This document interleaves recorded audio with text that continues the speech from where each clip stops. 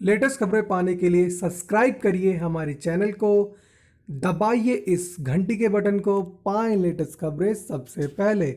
उत्तर प्रदेश में तेज बारिश, बढ़ने लगा नदियों का जलस्तर। गोंडा तथा आसपास के क्षेत्रों में रुक रुक कर हो रही तेज बारिश से उत्तर प्रदेश के गोंडा जिले में बह रही घाघरा नदी का जलस्तर बढ़ना शुरू हो गया है।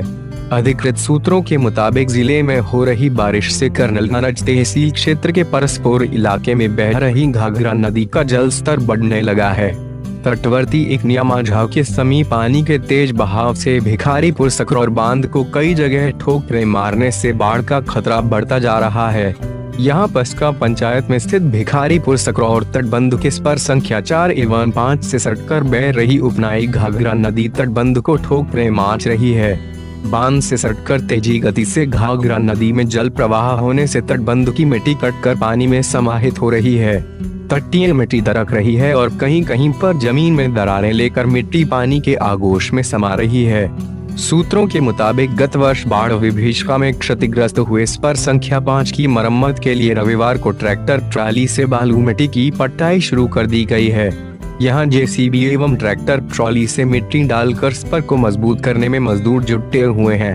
उधर एल्गिन चरसड़ी तटबंध पर भरगा बांध का निर्माण कार्य युद्ध स्तर पर चल रहा है।